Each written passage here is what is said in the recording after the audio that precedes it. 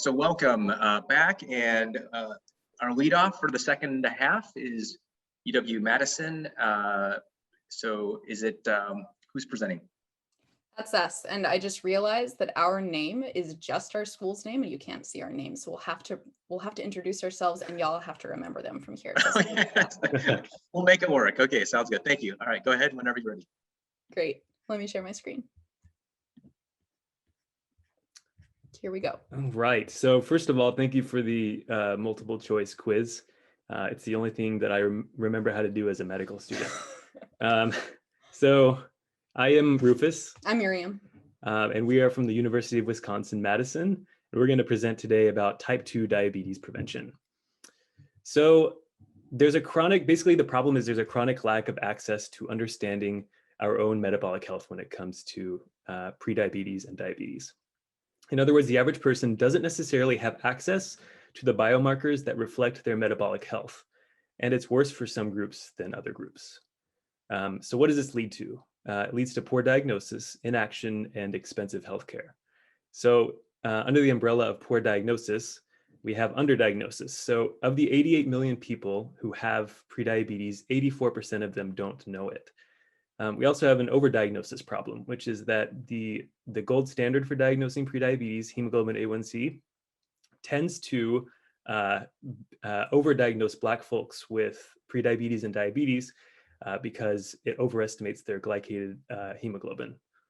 Under the umbrella of inaction, we have a problem that because of so many people not knowing they have prediabetes, they end up progressing to full diabetes at the rate of about 10% annually. Healthcare providers also don't know about the problem, and so they can't necessarily offer guidance on how to solve the problem if they don't know about it. Expensive healthcare. So with regards to full-blown type 2 diabetes, it's much more expensive to treat clearly than prediabetes. It costs about $10,000 a year. And it costs individuals about $9.6 thousand annually. And so this warrants a solution, and we want to help high-risk individuals avoid diabetes, and we're starting by creating software to support the recognition of trends resembling type 2 diabetes or prediabetes. And I want to speak to that software. We're creating an app that will be compatible with Apple and Samsung's upcoming continuous glucose monitor technology to help watch users understand what their new access to blood sugar readings mean for them. And we'll use that app to help people identify when they seem to be in a high-risk category for developing type 2 diabetes. Now we're looking at that with these 3 points. So this is the 30,000-foot view of what we're doing. So first of all, individuals will use our software and it will sync with a wearable continuous glucose monitor from Apple or Samsung. It'll give personalized insight into individuals' nutrition and movement and how they affect an individual's overall health. And then it will connect people to a community and a mentor. And I'm going to break that down a little bit for you. So initially, it's going to sync with a continuous glucose monitor. Normally, when you want to track your glucose, you either need to prick your fingers or you need to wear a patch on your arm or elsewhere that has a needle that continuously monitors what your blood glucose levels are. Apple and Samsung are both currently developing and soon will be coming out with technology that is non-invasive that will let people who are not already actively interested in their blood glucose levels, who just want to wear a smartwatch, will give them access to that information. Additionally, we want to help provide insight into blood sugar levels, which will be provided by their new smartwatches. But we want to provide insight into how those blood sugar levels map onto the blood sugar levels of those experiencing prediabetes. We want to communicate that to individuals when their blood sugar levels look similar to those in that situation of prediabetes. And then we want to give people insight into how they can alter their behavior incrementally to manage their blood sugar levels. And this is where we're going to lean into our AI capabilities. We're working with an algorithm that has been proven to be better at getting people to move a little more every day than the typical smart devices reminders to move are. It improves on existing technology by learning when and how a person is most likely to respond to an invitation to move, and it produces superior health results to typical interventions. One of the best ways of managing blood sugar levels is, especially when you eat something that would normally cause a glucose excursion, is by moving a certain way. And we want to help people manage their blood glucose levels with invitations to move incrementally more.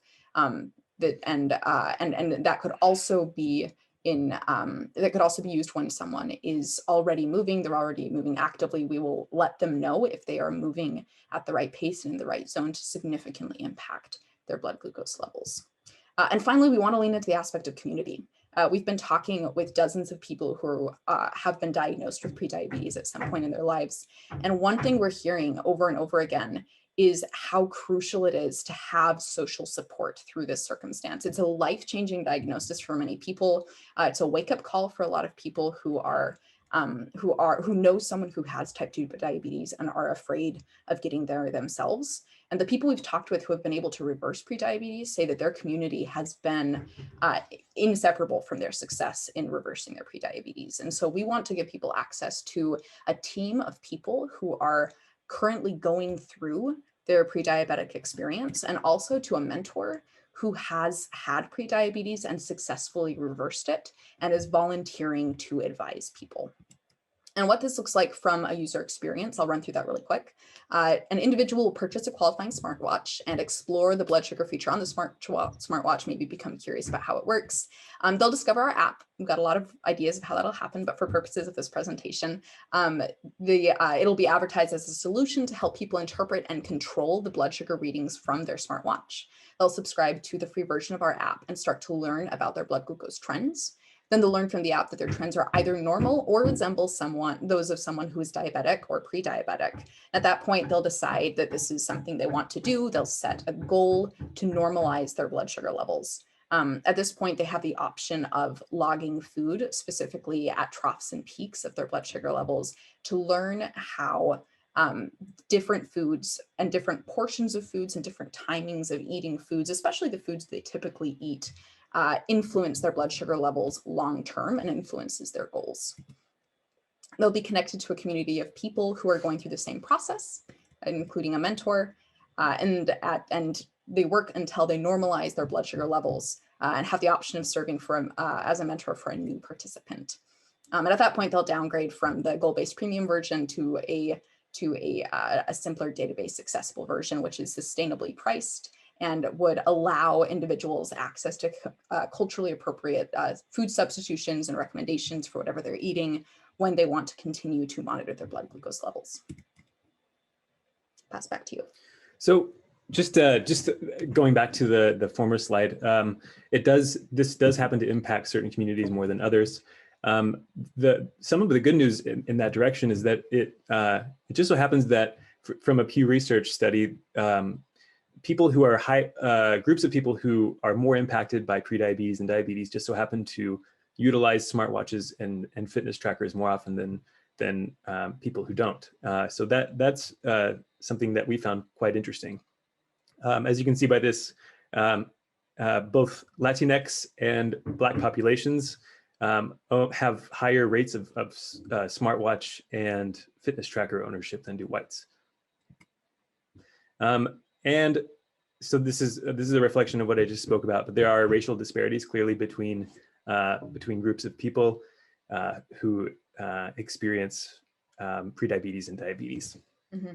In fact, just to delve into that a little deeper and to break down this chart, American Indians and Alaska Natives experience it at twice the rate of whites, and Latinx and Black populations experience it at about 1.7 times the rate.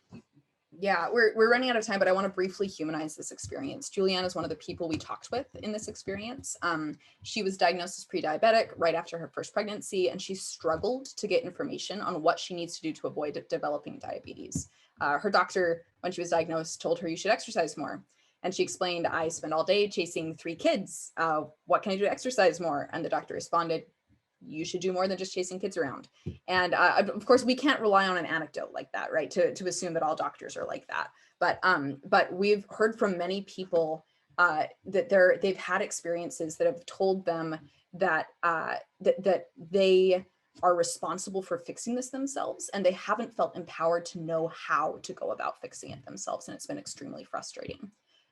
We don't have our competition in the main portion of our slide. We have it in the appendix in case anyone was interested, but we did want to speak to our competitive advantages. I'll let you do that. Right, so we have relationships with American Indian tribal governments. So I myself am from the headquarters of the Chickasaw Nation in Ada, Oklahoma. We've developed a relationship with them as well as the Choctaw Nation. I'm Oklahoma Choctaw, and so we've talked with them about recruiting cohorts of people to pilot this product with. We also have a research proposal that we've begun with Apple. We actually have it finished and we're submitting it this weekend. It is to get Apple Watches for a pilot trial. We are working with an expert in behavior-based nudges, Josiah Hanna. We're very excited to have him on the team to help mentor us and collaborate. And we have a focus on communities that no other people in our competitive sphere have focused with.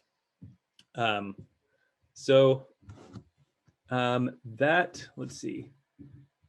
I think that we'll skip past this slide, and that will be, I think we'll just, we'll just take questions. This is our team? Yep. Thanks for listening. Fantastic. Thanks for staying on time. And so we have 10 minutes for questions. Thank you.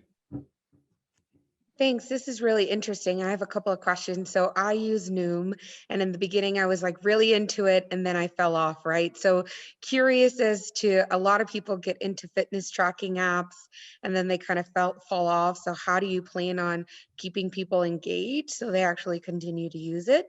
And then also it seems like the health disparities aspect is that you're targeting certain populations, but how are you speaking to them differently? Like, for example, in the African American population, a lot of times people say, oh, it's the diet. Like, you know, how are you thinking about maybe the foods that people eat, or something more culturally competent?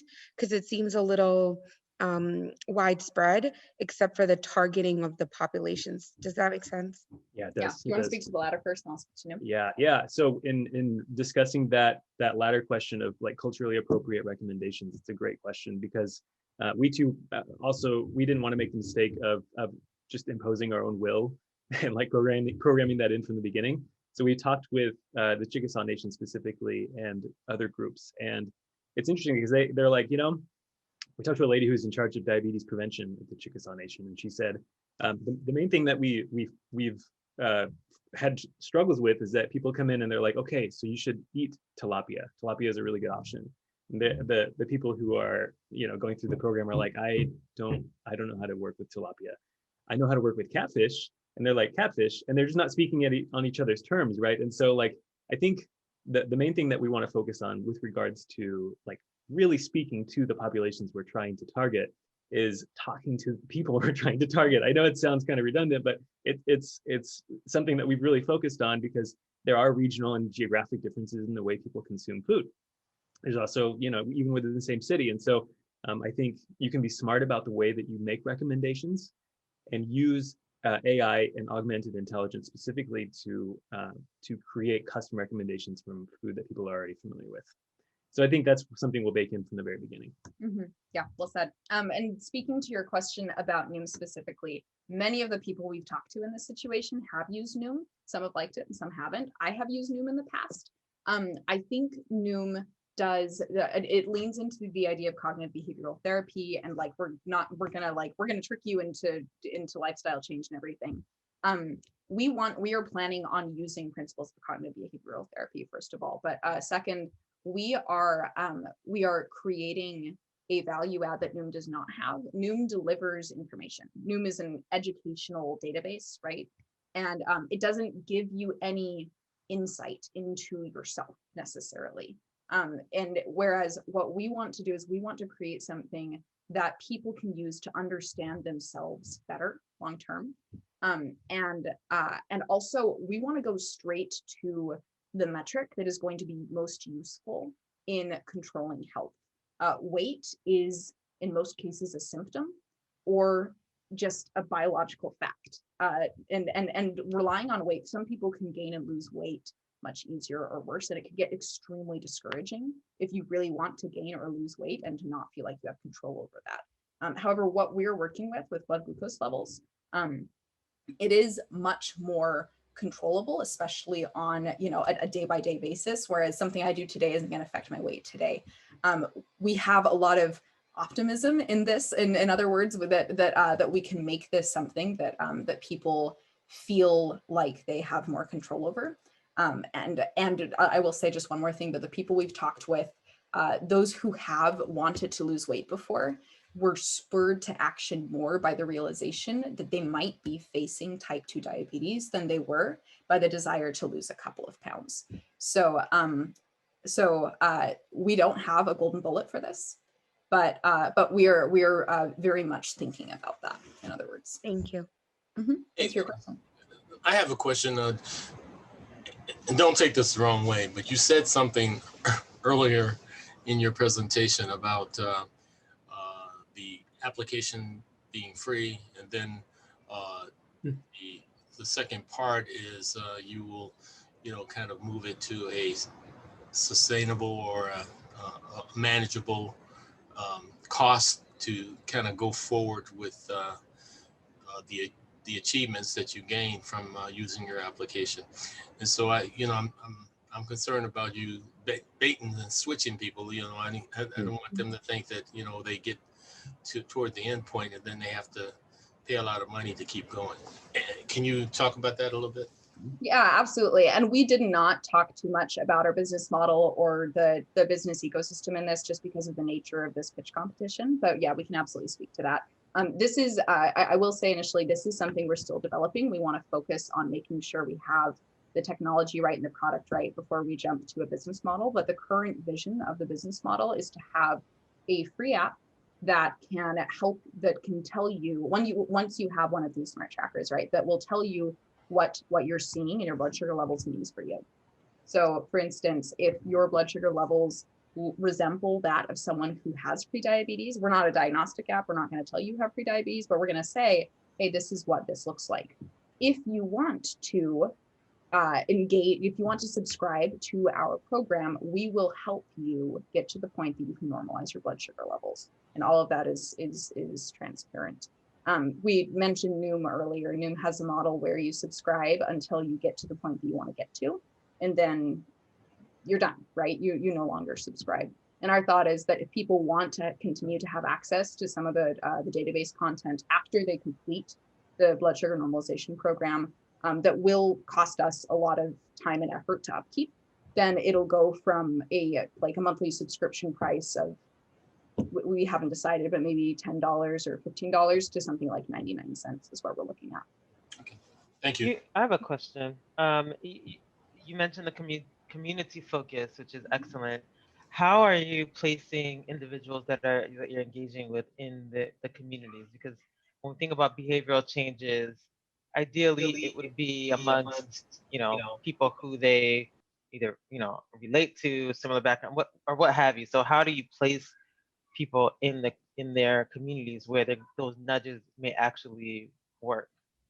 Yeah, that's a great question. Do you want to speak to that? Yeah, I do. I think, frankly, if I were to give you a perfectly clear answer, it would be that do you want me to speak to it? Yeah, please Okay, speak to it. good. Yeah, I would have said this is something that we're planning on learning throughout the process. Right. So it's a work in progress. We're still learning about it. The reason we came up with communities initially was because one of the groups of people we talked with was the Chickasaw Nation, and they emphasized how the current methods they were using, the industry method they were using, was completely blind to a lot of just some of the underlying customs in their community. And we realized this is going to be a lot easier if people can come onto our app and say, I see someone who's like me, and engage with it from there. That said, we're using a few different metrics to determine when someone could be in a community. First of all is geography. I mean, we feel closer to someone when we know that they share some kind of geographical cultural similarity to us than we do from someone who does not share that similarity. We also want to focus on timing of beginning the program. If I start today and you started today, then we're in this together and we're starting from a similar position. We are also looking into this. This is something that is less defined right now, but we're very much looking into matching people of similar fitness levels as determined by VO2 max, which is information that their fitness trackers will already have, so that people who are who start at a similar fitness level, no matter what their age is, will be able to have a similar experience. We have not developed the algorithm to decide which one of those is going to be prioritized. And since this is going to begin as a grassroots effort, we're probably going to start with geography because individuals, just because of how that's going to. I think we're at time, but can I just make a quick suggestion, which is there's a lot of evidence in the medical literature around something called peer coaching, where you have a coach who is someone like you. If you ask people to identify what they would like to see in a coach and how they identify themselves, it might allow you to identify their ideal community or peer coach more easily. I'm writing that down. Thank you so much for that idea. Really appreciate it. Okay. All right, great. So we're at time. Thank you very much, Team Wisconsin. Thank you. So next up is Northwestern.